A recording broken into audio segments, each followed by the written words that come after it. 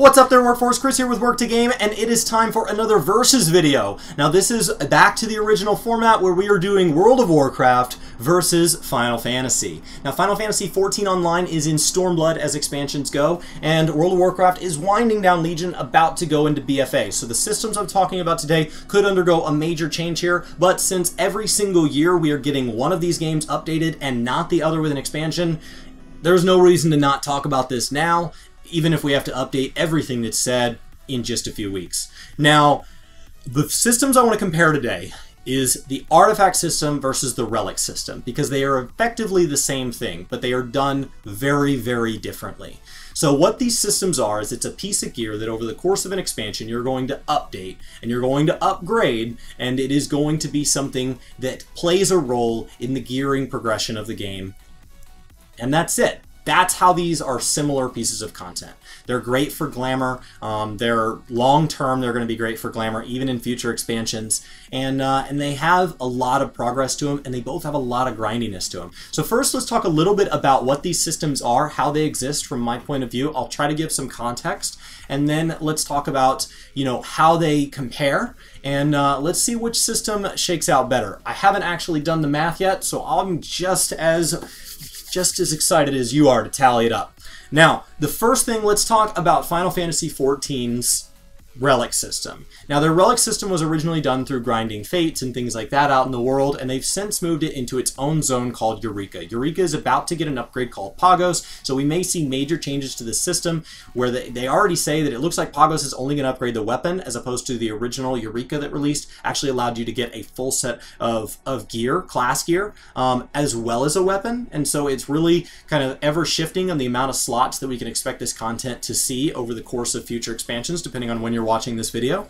And for now, the way it's done is you go into this zone and you have these levels, and you can level up to a cap. That cap is 20 for now, it's about to be 30, then it'll be 40. It's this totally alternate level progression system, and you can't start on it until you're level capped out in, let's call it, the real world. And so you go in there, and it's meant to be kind of geared similar to at least dungeon loot, maybe a little higher out in the world, and it's done in very large groups. Now, what it was designed to be is you're supposed to go in, you're supposed to farm up these combos by killing a bunch of monsters in a row, really grindy content as a tribute to previous kind of versions and iterations of what it's meant to play a Final Fantasy game online with a group. If you die, you lose experience, and you have this magicite system that allows you to ever change and kind of focus on what you're strong against, what you're defensive against, a little bit of elemental play, and you're mostly waiting for these notorious monsters to spawn, which are big giant fates, and everybody goes into a giant group to mow them down, and that's how you can get like special currencies, like Pazuzu drops Pazuzu feathers and things like that, so that you can farm up this set of loot that can be taken into the outside world with you. Now, what it's devolved into is NM trains, where people have learned to predict which one's going to spawn next. They don't want to risk dying because they don't want to risk losing experience, because if you don't receive a res by another player, you lose experience. That can de-level you. And so they sit together, they AFK, and they wait for these notorious monsters to drop. They've added systems like weekly challenge logs that you can do to kind of encourage, not only as catch-up mechanics for people who are not at level cap, because now all the level capped people are sitting in these set spots and everybody else is on their own, but they've also made it very hard to do with friends, because you're only meant to quest with people who are within a couple levels of you, because if somebody too high comes along, it drains the experience from the party and they get nothing, and if somebody too low comes along, they also drain the experience from the party and they get nothing. So you're all meant to be within a couple levels of each other and progress through this, because as of today, as of the recording of this video, there is no level sync in this thing. So we have an entire game that's been based around level sync, and there is no level sync in Eureka. And so Eureka is totally unique in that way, and it really encourages you to kind of go out and shout, chat, try to be social, find a group that's doing exactly what you're doing, and then eventually once you hit level cap, AFK with everybody else, and once you're high enough level to mount, it gets very easy, and you just go through the zone and you get this gear, and then you turn in this currency and you can upgrade this gear, and that's about it. I've got all my gear as upgraded as it can be as of today for one of my classes. I haven't farmed it out for any others. And since this game is done where you have one character with all the classes, you actually, it doesn't matter what class you play on, the currency can be spent on whatever kind of gear you want. So you can go back and you can use it to kind of gear out whatever character you want. Class. you want. So now let's talk about the World of Warcraft system. It is called the Relic System, and you're basically given a relic system for each spec of your class, of that character. And based on the relic weapon that you have equipped at the time you use the item, there are items in the game that grant artifact power. The reason they're given as items is so that you can switch weapons and things like that, but those items are not transferable class to class because those are different characters. And so you're going to get this artifact power, and basically this artifact power is going to be this exponential scale, so it gets harder and harder to level. And at first there's going to be a tech tree that you can upgrade within the weapon, but ultimately it's just going to get dumped into more and more and more base stat. It's going to just slowly boost your character. You're going to use this weapon through the entire expansion. It's going to totally shift the way that the gearing was done throughout Legion, and it's why they're moving to a necklace for Battle for Azeroth, because I think they realized, you know, that it wasn't as fun to not be able to kind of swap weapons, and it's such a big piece of a class identity that I don't think that it created the right tone. And the artifact power system, you could farm ahead, but there was a catch-up mechanic where there's a kind of a multiplier over the server, and so throughout the expansion it gets easier and easier to get larger and larger amounts of artifact power.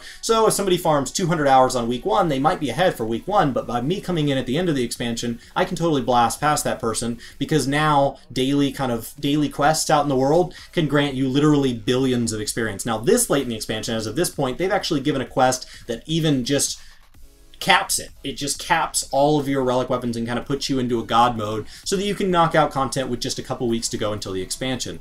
And so that is the way that system works. You go out in the world, you complete various tasks, they grant artifact power. There's a chance on drop from just regular mobs to grant artifact power, and as you complete things through the game, you get this artifact power.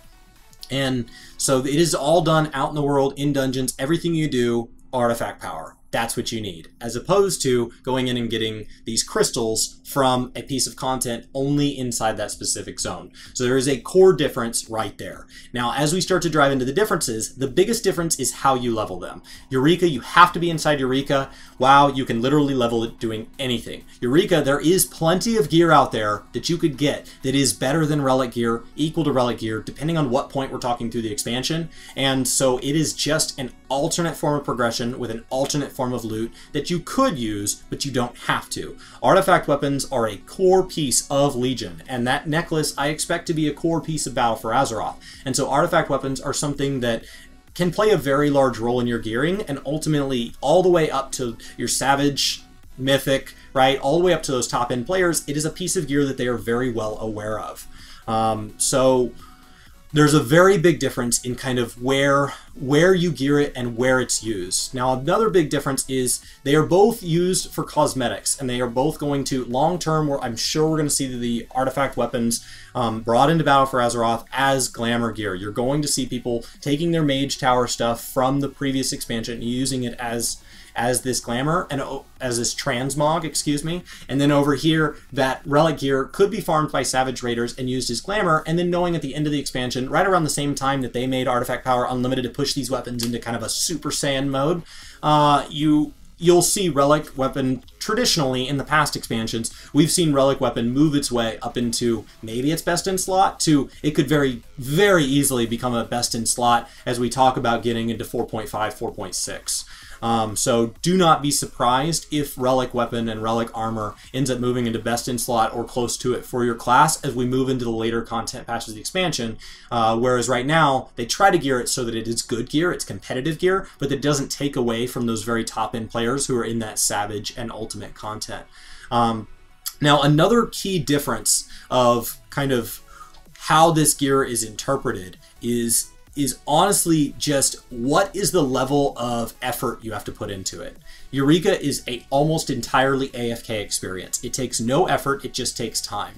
On the other hand, World of Warcraft, you have to be paying attention during content, but literally any content you do drops artifact power. It has a chance or a guarantee to drop artifact power.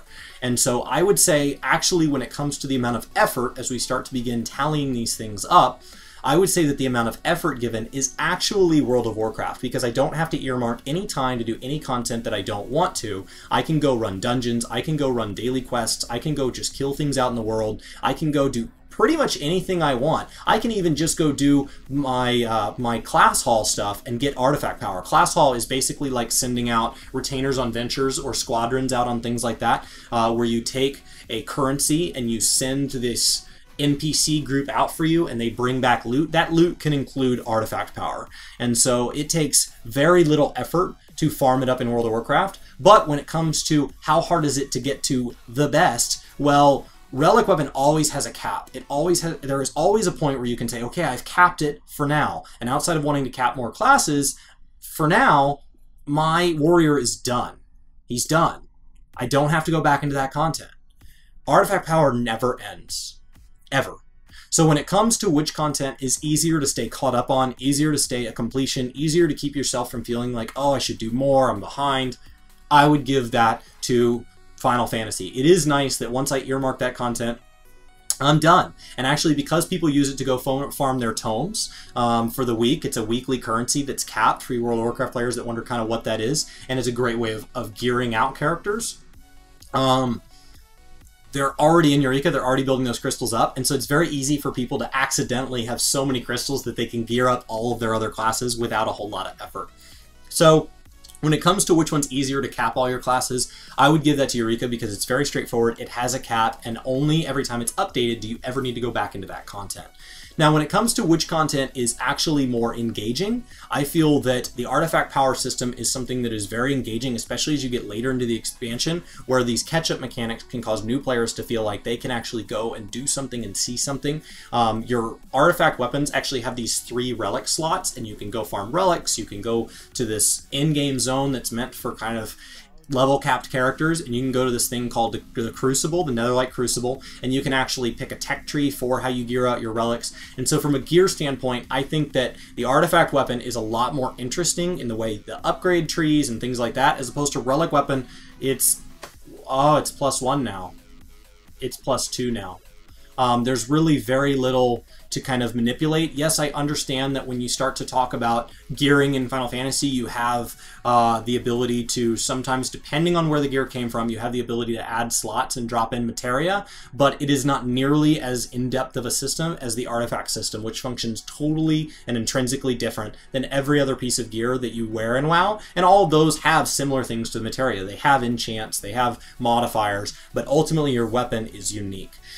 So I would kind of say that World of Warcraft, in my opinion, is slightly in the lead here. And so as we kind of look to which system is most likely going to move forward into future expansions in its current state, I would give that to World of Warcraft, where they are literally moving into BFA with a similar system and they are leaving it. As opposed to, I think that Eureka is going to undergo major changes, and I base that on the fact that the artifact system has come from a logical progression.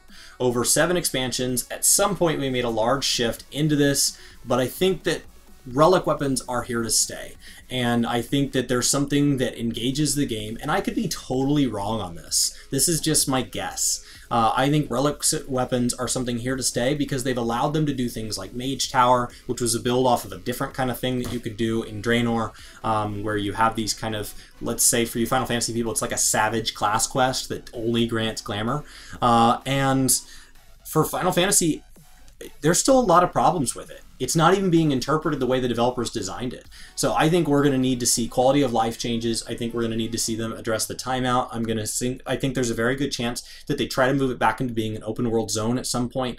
I think there's a lot of major changes that need to change in these systems, not just what slot it fits into and how they build in a catch-up mechanic, because it doesn't even have a catch-up mechanic right now. The challenge log is a nice start, but ultimately right now, if we're all level 30 and you've never even been in Eureka, after you just joined the game, went through all the main story, which is a ton, and then now you're level capped and you're ready to go, and we get you into Eureka, I still can't help you. So now it's just one more thing that makes it even harder for new players to catch up, and that is something that needs to be addressed and probably will be addressed. It's not that I think it's terrible content, it's that I think compared to the two, it is much harder to get into that, and I think because these games try to constantly gain new subscribers, that means we're going to see major changes over here, as opposed to they're going to continue to do their logical progression where let's adjust the slot, let's adjust the source of artifact power, let's adjust, you know, just like they're doing with garrisons into class halls, into we're still getting another form of follower in BFA, and it's going to be toned down a little bit more because Draenor was overdone. So I think that across the board I would give that to World of Warcraft.